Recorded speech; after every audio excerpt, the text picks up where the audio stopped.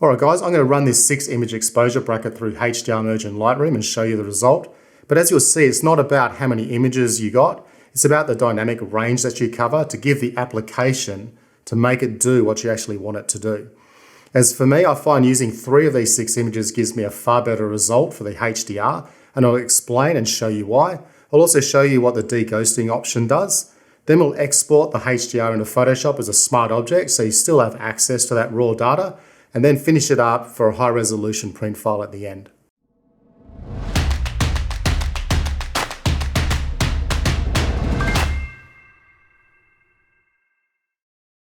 Okay, so here we are in Lightroom, and these are the images we're going to be looking at. So as you can see, if I click on my underexposed shot, this is at 1/8 of a second, and then I click on my last file, which is 4 seconds, you can see between the two, over here in the histogram, that I've got the full dynamic range covered. I've got no highlights getting clipped over here on the right, and in the overexposed shot, you can see I've got no shadows. So I've got the full dynamic range covered in these 6 images, and they're all being done at 1-stop increments. So if we come into the Develop module, and with these files, all I've done is I've just done the basic Camera Raw or Lightroom adjustments on them. I've set my white balance to be all the same. I've opened up shadows.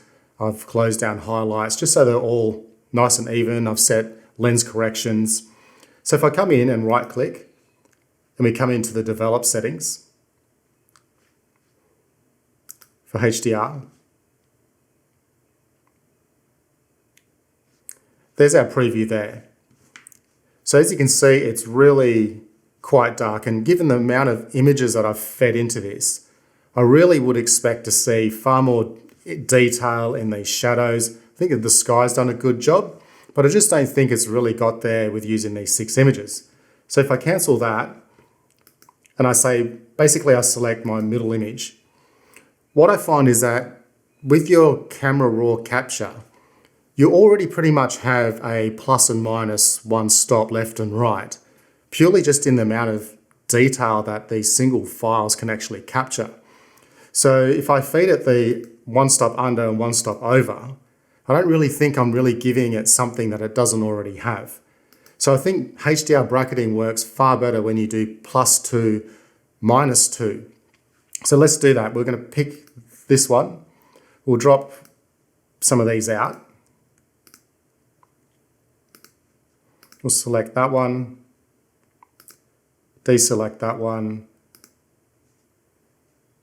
So I'm going to basically use the middle shot, then I'm going to use the 1 stop under. Actually, we'll use the 2 stop under just to see. Photo Merge HDR and see how it comes out with the final result.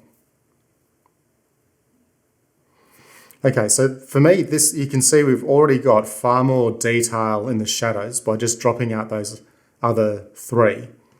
And we still got pretty much the same sort of detail in the highlights. So this is a far better option just using these 3 images instead of the 6.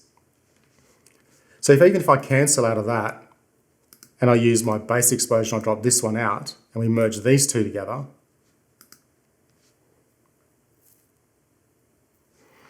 again, like it hasn't done as good a result in the sky. Again, we got more detail in the foreground, which is great.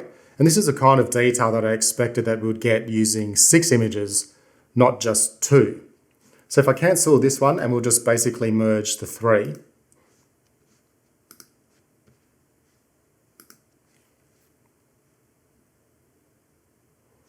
So with this now, like we'll merge this one. With your deghost amount, basically what that's looking for is moving elements within your image. So you can see here I've got the moving water, and basically depending on how you shot your bracket, you might have your sky moving quite quickly. So if I set this to say, I'll just click medium. So as you can see, now that it's done the medium deghosting amount, our smooth water's turned far more sharper. So it's obviously selected an image that's got a faster sort of movement within the shot. And basically that's the result. So if we go to none, you can see that it's used the smoothness, but then when you go to medium, it's detected that this is an actually moving element within the image. And you might find this is handy if you don't like the movement effect in part of the image, or you might find that your clouds have moved too much and it's given you a funny sort of adjustment. So then you might want to come in and select something like low or higher, and you can just play around with this. But I don't think it's really necessary. I actually like the movement effect because it just adds that sort of element to the shot where, for me, something like medium, if I looked at this shot on sunrise, I would kind of sort of think that maybe you didn't really use the correct shutter speed to get the sort of shot that you wanted. So we're going to hit none and then basically just merge it. Okay, so our merged file is here.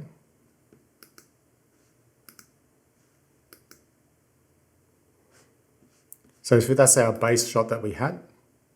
And there's our merged file. So if we come through, and now we can just do our adjustments. We can open up our shadows, reclaim some of those highlights.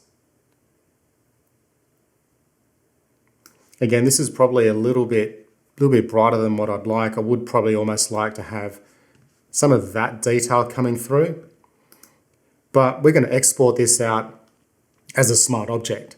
So we can basically still come in later and with our exposure and just pull that back slightly and then grab this image and then blend that in Photoshop into that area there, just so we just got a little bit of that information. We don't really have to have it as a white dot trying to recapture it using luminosity masks. So I'm going to come up to Photo, edit in, not just in Photoshop 2022, open as a smart object in Photoshop 2022. So guys, if you're not interested in watching the post-production of this image and you want to learn more about how you can triple process a RAW file for exposure blending using the power of one single file and then taking it back into Camera Raw to double process it for highlights and shadows, I'll leave a link to that video here. But if you want to see the full Photoshop edit of this now, that's what we'll get into. All right, so here's our image in Photoshop. It's come in as a smart object, so I'm just going to right click here, new smart object via copy. I'm going to double click it because we're going to now reprocess this just to get a bit more detail in the highlight area. And if you don't do this via smart copy, what will happen is if you just duplicate the layer and reopen it, any adjustment that you do now will actually be applied to both layers, so it's kind of pointless. So I'm just going to come in and grab the exposure slider and just drag it back a little bit, just so I can reintroduce into their real captured information. Click OK. There it is there. Now I'm going to right click on this again and do another new smart object via copy. I'm going to double click and I'm going to open up the shadows a little bit just in case I want to paint in some real captured detail into the highlights and the shadow areas here.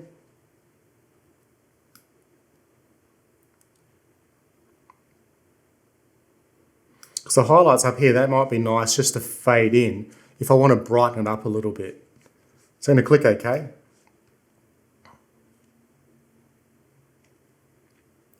I'm just going to turn the eyeball on that off. On the bottom layer here, I'm going to come into my masks. I'm going to try and select, say, a lights mask that will cover that kind of area there in the middle. Okay, I'm going to do a lights 4. I'm now going to hit the top layer here, just above it, and I'm going to hit apply. So if I hold down my option key and click on the mask, you can see it's applied that selection to that layer. And if I turn the eyeball on and off, I'll just zoom in here so you can get a closer look. You can see it's just pulled in just enough information.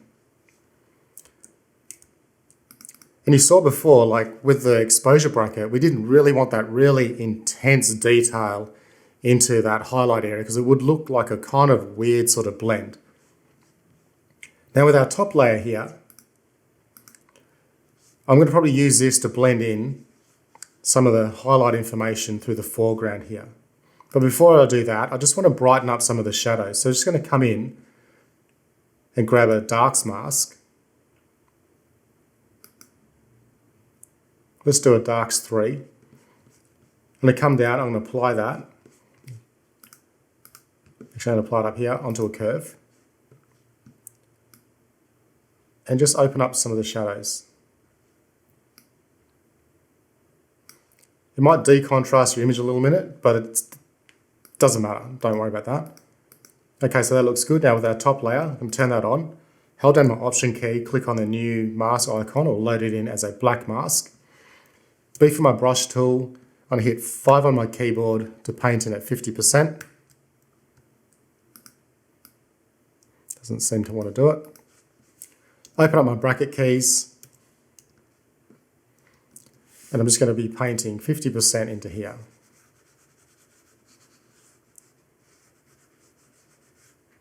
Now I don't want to really brighten up the background here too much, only for the fact that the sun is rising here behind that. So I don't really want that to have the same luminosity as all through here.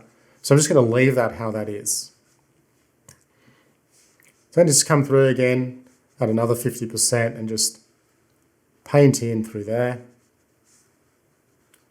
Highlight some of these foreground elements.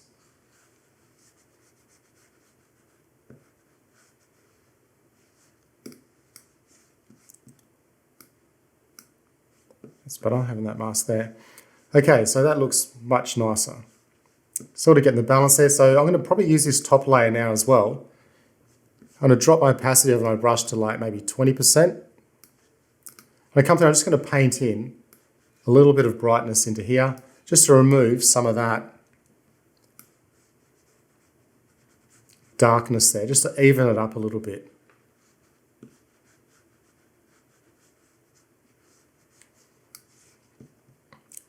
So if this is our base image, hold down the Option key, click on the eyeball, before, after. So it looks really good. Now I might just come in and B for my brush tool again. Come down and add 10% and just paint in a little bit in the backs of these areas. Just subtly.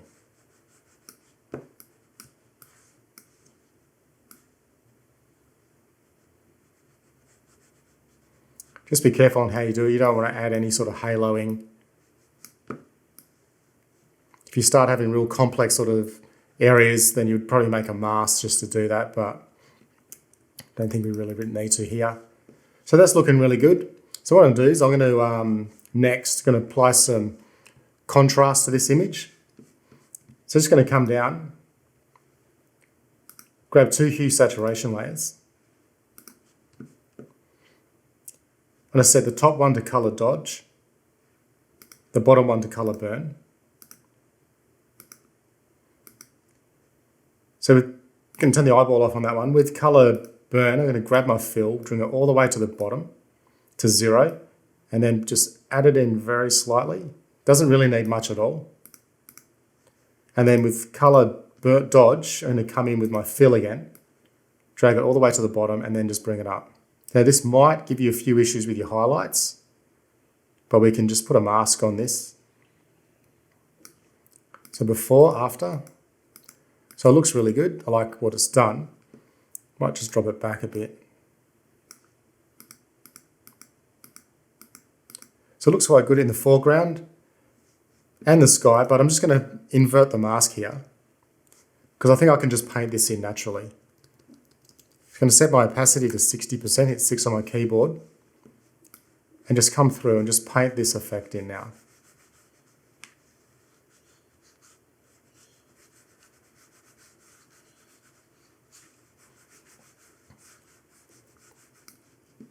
So once that's done, I'm just going to now just come in and just add the contrast locally into these areas. It's probably a little bit too much.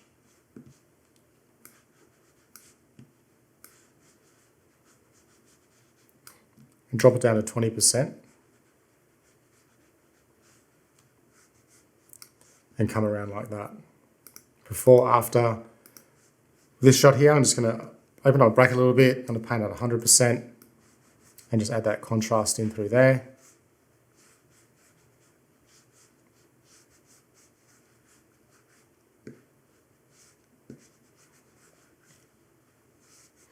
So the sand's looking a little bit too orange here.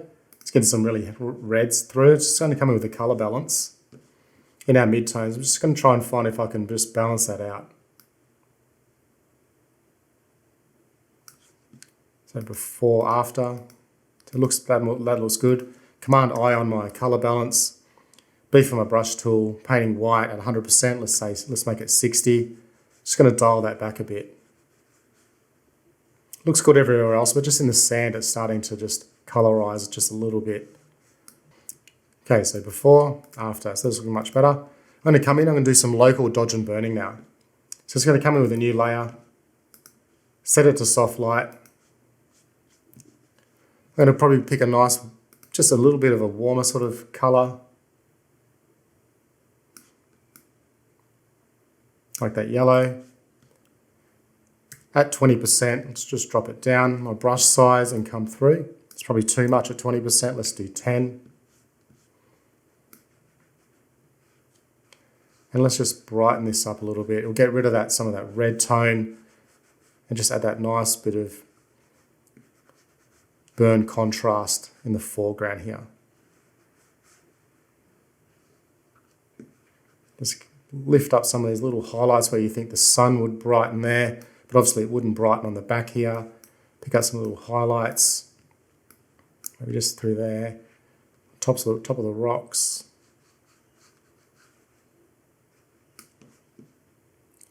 Just drop it down a little bit. Just pick up some of the highlights just on top of these rocks here. Again, we probably really wouldn't have light coming over on this rock edge, so there's no point really brightening it up. Maybe if I really wanted to, I could just drop it back down to something like 5% and just adjust it ever so slightly. Now come in, I'm going to do a vibrancy mask. Add that to hue saturation layer. Pick it up a little bit. It's already really punchy with color. Before, after. I'm going to come down now, grab a selective color adjustment layer. I'm going to come into my whites. Always grab these and give them a good whack just to sort of see where it's going to affect the image. I'm going to sort of bring the highlights back and the sky up there by adjusting the whites. Obviously with the reds, this will probably affect most of the image. Again, I don't think I really need to play with that. Maybe with the cyan you could either warm it up a little bit more. But I don't think that's really what we're after. So because that adjusted the sky, I'm going to come down, make another selective color adjustment layer into my reds. I'm going to pull some of the red out just to balance it up a little bit. Before, after. So I think that's quite nice. It's just giving that nice little clean sort of look by just removing some of that, just that red glow that the whole image had. All right, so just going to come in. I'm just going to flatten the rest of the image now. I'm going to S for my clone stamp tool. Just going to get rid of that little dust mark up the top there. I'm going to come down with a curve. And I quite often like just to put like a global curve to the whole image. Helps if I grab a curve. Just lift that up slightly, just pull it back, just to add just a little bit of contrast to the whole image, just to finish it off. I'll flatten that. Next thing I'm going to do, one final step, Command J to duplicate your background layer. Filter, sharpen, unsharp mask, and we're going to do a local area contrast adjustment to the image. So just pick an area that's got nice sort of contrast that you can see. And what you're looking for is just like a higher radius and a higher amount.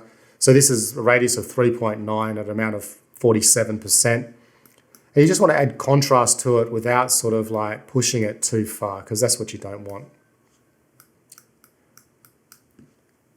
Because like you might be thinking that you're sharpening your image, and you should never ever sharpen your image here. Sharpening isn't a post-production process, it's a final output process. So if you're outputting this image for a photo this size, your sharpening is going to be different than then putting out a photo this size. It's going to be totally different. So never sharpen your images. Sharpening is a print process, or if you're preparing this for the web, you would then sharpen it just for the web, but you never ever sharpen your master print file. Merge that down.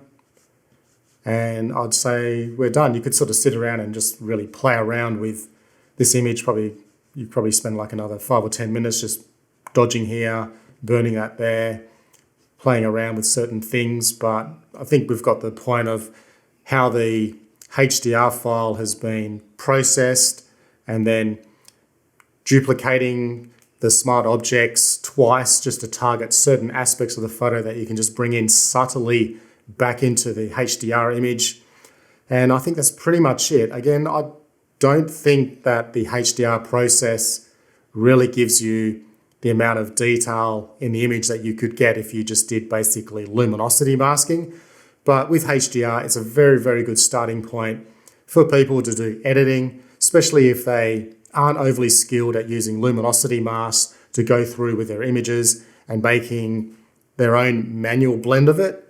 And that's pretty much it, guys. So I hope you got a lot out of this. If you like the video, like, subscribe to the channel, and I'll see you in the next video.